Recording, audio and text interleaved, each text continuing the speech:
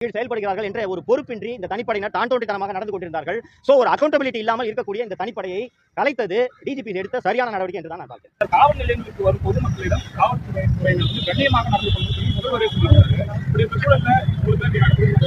முதல்வரோட கையில் நீர்னாங்களா?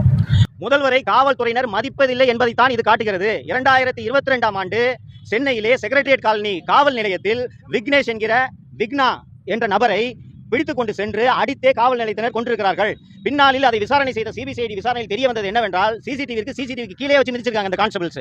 சோ முதல்வர் அவர்கள் சட்டப்பேரவையில் அப்போது சட்டப்பேரவை நடந்து கொண்டிருந்தது.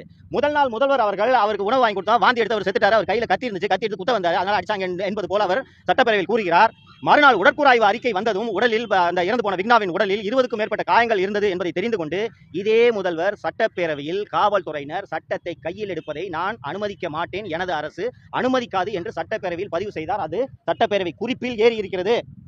அதற்கு பிறகு 15க்கும் மேற்பட்ட லாக்அப் மரணங்கள் தமிழகத்தில் நடந்திருக்கிறது என்றால் முதல்வருடைய பேச்சை, முதல்வருடைய கட்டளையை ஒரே ஒரு காவல்துறை அதிகாரி கூட மதிக்கவில்லை என்பதைத்தான் இது காட்டுகிறது. கொஞ்சம் யோசிச்சு பாருங்க. கம்ப்ளைண்ட் கொடுக்க வரவன உள்ள ஒரு ஸ்டேஷன்ல வச்சு கொரடாவை வச்சு ஒரு அசிஸ்டன்ட் சூப்பரண்ட் ஆஃப் போலீஸ் 20 பேருக்கு மேல பல்ல புடுங்கிருக்கான். அந்த அதிகாரியை பணி இடைநீக்கம் செய்யாமல் அந்த அதிகாரிக்கு இன்னைக்கு பணி கொடுத்து வச்சிருக்கிற முதல்வர் தாங்க இந்த முதல்வர். அப்ப எப்படி காவல்துறை அதிகாரிகள் முதல்வர் பார்த்து பயம் இருக்கும் நீங்க சொல்லுங்க? ஒரு 10 பேர் மேல 10 பேரோட பல்ல புடுங்கி கரடக்கல்ல எடுத்து ஈரில தேய்க்கிற ஒரு அதிகாரி மனநோயாளி. குறைந்தபட்சம் விசாரணை முடியும் வரையில், நீதிமன்றத்தில் வழக்கு விசாரணை முடியும் வரையில் அந்த அதிகாரியை பணி இடைநீக்கத்தில் வைத்திருப்பது ஒரு நியாயமாக நாம் எதிர்பார்க்கக்கூடிய ஒரு விஷயம். அந்த அதிகாரிக்கு டிஎஸ்பி கமாண்டண்டா போட்டு அவர் பட்டாலியன்ல அவருக்கு பணி கொடுக்குறாருன்னா இவர் எப்படிப்பட்ட முதல்வர்? இப்ப எந்த அதிகாரிக்கு சார் பயம் இருக்கும்? 66 பேர் கள்ளச்சாராயம் குடிச்சு சாவறான் அந்த டிஸ்ட்ரிக்ட் எஸ்பி சமைசிங் மீனாவுக்கு 3 மாசம் கழிச்சு உடனடியாக வேலை கொடுத்தாங்க. எந்த அதிகாரி சார் பயப்படுவாங்க சிஎம்க்கு? சிஎமோட கான்வாயை 22 நிமிஷம் ரோட்ல நிக்க வைக்கிறாங்க. இதுக்கு காரணமான அதிகாரி யாருன்றதை கண்டுபிடிச்சு அவர்கள் மீது கூட நடவடிக்கை எடுக்கல முதல்வர். எப்படி பயப்படுவாங்க அதிகாரிங்க? சென்னை விமான சாகச நிகழ்ச்சியில் 5 பேர் சாவறாங்க. இந்த 5 பேர் செத்ததுக்கு யாராவது ஒரு அதிகாரி பொறுப்பா இருக்க வேண்டும் அல்லவா?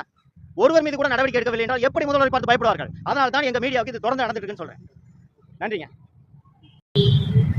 சரி, அஜித்குமார் மரணத்துல 5 காவலர்கள் மீது நடவடிக்கை எடுத்திருக்காங்க. சிபிஐக்கு மாற்றிருக்கிறாங்க.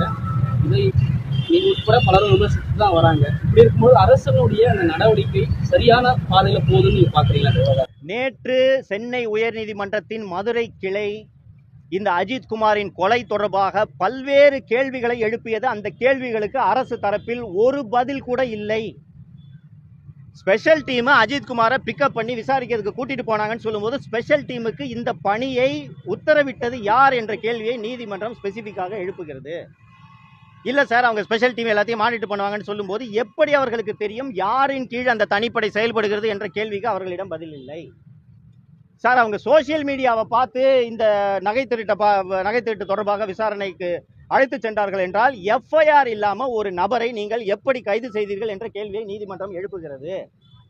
அதே போல நேற்று சம்பவம் நடந்த இடத்தில் உடைந்து கிடந்த அந்த பைப்புகள், அஜித்குமார் சிறுநீர் கழித்த அந்த தடயங்கள், இவற்றை எல்லாம் பாதுகாப்பதற்கு பதிலாக ஒரு கூடுதல் எஸ்பி, இதை விசாரணை செய்யக்கூடிய ஒரு கூடுதல் எஸ்பி காலையில் நீதித்துறை நடுவர் வருவதற்கு முன்பாகவே அந்த இடத்திற்கு சென்று எல்லாவற்றையும் ஒரு கோணியில் வாரிக்கொண்டு சென்று விட்டார் என்று நீதிமன்றத்தில் வழக்கறிஞர் திரு என்ரி டிஃபன் அவர்கள் தெரிவித்த போது இந்த வழக்கில் தடயங்கள் அழிக்கப்பட்டு விடும், சிபிஐக்கு நாங்கள் மாற்றுகிறோம் என்பதை உயர்நீதிமன்றத்தில் வழக்கறிஞர் தெரிவித்த போது கூட சிபிஐ இந்த விசாரணையை கையில் எடுப்பதற்குள் தமிழக காவல்துறையினர் இந்த வழக்கில் தடயங்களை அழித்து விடுவார் என்ற சந்தேகம் நீதிமன்றத்திற்கு ஏற்பட்டதன் காரணமாகத்தான் மதுரை மாவட்ட அமர்வு நீதிபதியை உடனடியாக இந்த வழக்கின் விசாரணையை உடனடியாக கையில் எடுங்கள் என்று சொல்லி இந்த தடயங்கள் அத்தனையையும் சேகரித்து மதுரை உயர்நீதிமன்றத்திற்குள் மதுரை மாவட்ட நீதிமன்றத்தில் இந்த வழக்கின் தடயங்களை வைத்திருக்க வேண்டும் என்று நீதிமன்றம் உத்தரவிட்டதற்கு காரணம், ஒரு குற்றத்தை செய்ததோடு இல்லாமல் அந்த குற்றத்தின் தடயங்களை அழிப்பதற்கான வேலையில் இந்த அரசும் காவல்துறையும் ஈடுபடுகிறது என்பதை நீதிமன்றம் உணர்ந்ததால் தான் மாவட்ட நீதிபதி தலைமையில் விசாரணைக்கு உத்தரவிட்டிருக்கிறது என்று புரிந்து கொள்ளலாம். தனிப்படையெல்லாம் கலைப்பதற்கான நடவடிக்கையை டிஜிபி இப்போ உத்தரவிட்டிருக்காரு சற்று நேரத்துக்கு முன்னாடி அப்படின்ற ஒரு செய்தியை இதெல்லாம் வரவேற்க தகுந்த ஒரு விஷயம்தான். இது போன்ற தனிப்படைகள் இந்த சிவகங்கையில் இருக்கக்கூடிய இந்த தனிப்படையை எடுத்துக்கிட்டீங்கன்னா அந்த உள்ளூரில் விசாரித்த போது இந்த தனிப்படையினர் எந்த விதமான சட்டங்களுக்கோ விதிகளுக்கோ உட்படாமல் தான் தோன்றித்தனமாக செயல்பட்டார்கள். ஊரில் யாரை வேண்டுமானாலும் எடுத்து அவர்கள் தாக்குவார்கள்.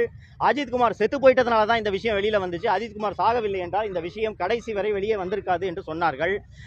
டிஜிபி அவர்கள் இந்த தனிப்படைகளை கலைத்து உத்தரவிட்டது என்பது வரவேற்க தகுந்த நடவடிக்கையாக நான் பார்க்கிறேன். இதை முன்பே செய்திருக்க வேண்டும்.